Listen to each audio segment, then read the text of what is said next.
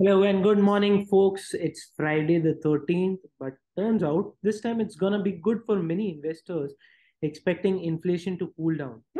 US inflation came as expected, but what was more cheerful for the market participants was the core inflation data being softer. Now, such numbers have further convinced the participants of a reduced pace of hikes, along with the terminal rates being quite close in sight. Even the Indian CPI numbers were released on the softer side. And all these updates, like we mentioned yesterday, have continued to put on strength for majors as well as INR against the dollar. So, folks, this is Almas Market Mornings with Checker Garg. And now I ask expert to give us the update. So, Jacob, please go ahead and enlighten us. Uh, Good morning. Yeah, it was all kind of good news everywhere, global markets and domestic economy. And I think traders have never had it so good, particularly in terms of currency moves. And it was quite readable as such because the US dollar has been on a downtrend and it continued yesterday. Good reasons to continue, of course. US inflation, of course, came bang on expectations, comforting all the segments of the market as it keeps the easing trend. The terminal rate of 5% or below, rather below 5% by the market, and a cut later this year have definitely strengthened. But a note of caution, while all the segments of the data were softer than last month, and in fact, a month-on-month core prices was in the negative, that was, something like commodity prices possibly can put a challenge again for inflation to maintain the downtrend, particularly as China opens up. We have crude prices already 11% up from the lows, and possible US government looking to replenish their strategic petroleum reserves. Prices are more likely to be supported here. Also observed that natural gas prices have moved up 14% from the lows. So a note of caution is important. Also, while the 6.5% year-on-year inflation is the lowest in this year and far above the average inflation of the last 12 years, that is to be noted. While the trend is welcome, complacency is uncalled for, and I think Fed will be mindful of that. They would not like to repeat the mistake that happened in 1980 when the then Fed chairman Volcker succumbed to pressure to cut rates in the face of recession and layoffs, though inflation was still at 14.7%. So, yes, in the context of a good CPI number, important to see what the Fed members thought. But we had three members like Harker, Barkin, and Bostic all supporting in a slower pace of rate hikes at 0.25%. While it was not surprising that James Bullard, the ever hawkish Fed member, said that it's important to move above 5% as early as possible.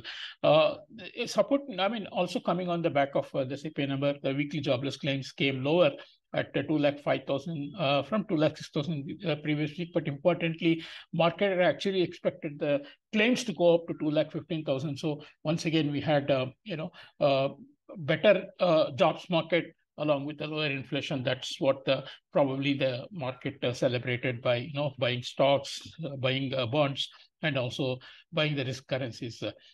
Yes, as I said, the reactions in the markets were euphoric.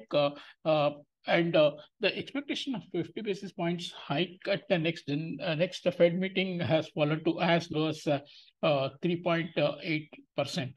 And so we had the Dow rallying nearly 300 points, and S&P 500 and Nasdaq posting decent gains. Global stock market index went up by 0.8%. We of course, the stock market will have again something to contend with in the coming days as a flurry of profit reporting by major companies, starting with big banks of Bank of America, JP Morgan, Wells Fargo, and Citi, all will be coming up in the coming days. So headline earnings and anecdotes regarding outlook will be watched closely to gauge the resilience of households and firms to higher rates, and to what extent corporate earnings will take a hit from the higher rates, because Fed has been hiking rates for the last 1 year. There can be a lagged effect of these hikes on the consumer as well as on the economy. Currencies, yes, I think it was a big fall in the dollar index to the 102 level, which has been projected for quite some time. That completes about nearly 12% fall for the dollar index from the highs that we have seen in late September. Euro led the charge with the 1% rise, but eventually it was yen which took the limelight. In fact, it was a triple whammy for yen because starting yesterday morning data on trade and current account, it posted a very healthy surplus as against the deficit that was observed in the last month. Also, the fall in crude prices has helped, and it's a very different scenario from what we had been watching for last several months, when Japan trade and current account had slipped into deficit. Then there was this market talk about BOJ tweaking its yield curve once again, or some even going to the extent of saying they may do away with the yield curve control, and accommodative policy may be tweaked as well. So that was again a pressure on USD to fall. Then finally the US CPI, which came lower, helped the dollar yen to break 129 levels, and now it is trading comfortably below 130, and possibly rallies will be sold into, because the BOJ meeting is ahead, and as the bonds yield trade above the peak, above the BOJ's cap of 0.5%, it's very likely to put pressure on further tweaking in the policy. Interesting to watch. So yen leading the currencies charge, of course, commodity currencies and all other GBP and CAD followed the general dollar index. But again, we are at a very strong support zone at 102 levels on the dollar index. Might be worth taking a pause and seeing how the energy prices going forward behave, because that can have an impact on the commodity prices or the inflation. Also, the Chinese market opening up, economy opening up, you can have more demand, and then again, inflation, having some upward push as well. In fact, notably, the services side inflation, particularly on the rental side, is still holding up very firm. After all this euphoria, I think market will start pause to think whether it's too much to assume rate cut later this year, or it may be higher for longer, as Fed has been saying. Coming to domestic economy, yes, we had kind of Goldilocks data from the Indian economy yesterday.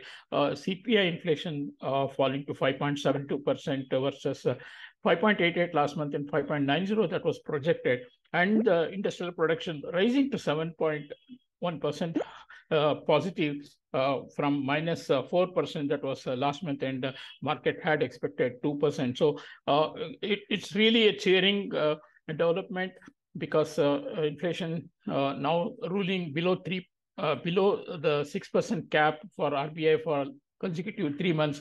Again, a note of caution is that core inflation is holding up, and as RBI governor has been pointing out, we need to get the core inflation down. So policy implication, I think 0.25% hike is definitely on the cards from RBI in their meeting in February. On the rupee, obviously 81.50 was a strong support, which has broken in the offshore trades, along with the slide in the dollar index, and we have traded a low of 81.11 in offshore trades. Obviously, the big break of 81.50 can bring in some more stop loss selling. Attempt will be made to break 81 as well, but I think the zone between 80.5 and 81 is definitely expected to hold, in my view, because that's an area where a lot of buying can emerge. Plus, RBI will start to rebuild their reserves. Also, we just need to look at factors like dollar index reaching somewhat oversold levels. Oil prices have been on the rise again with Chinese demand.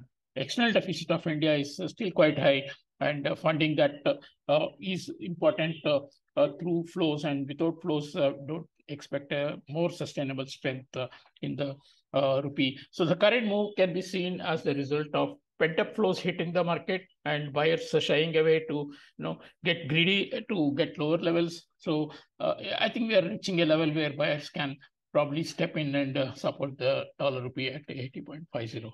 Thank you.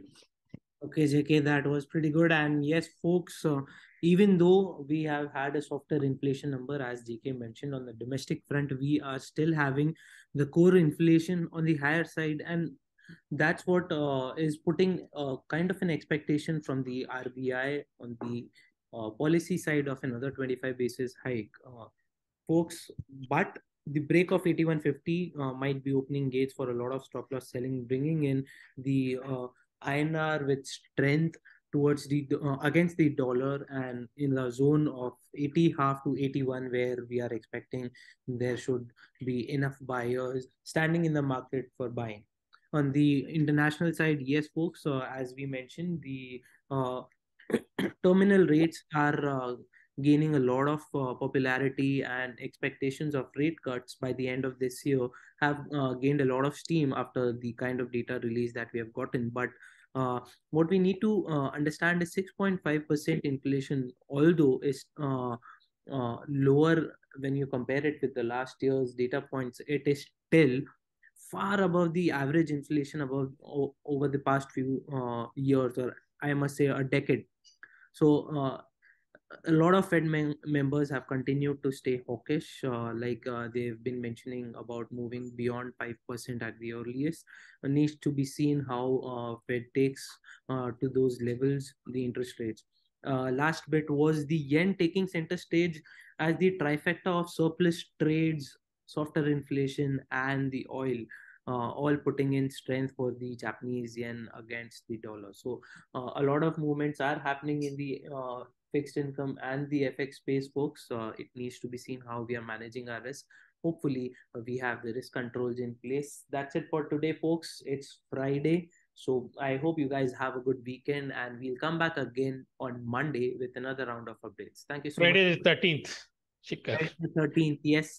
It's Friday the 13th, but turning out to be a good one for a lot many investors. Yes. Thank you so much for listening.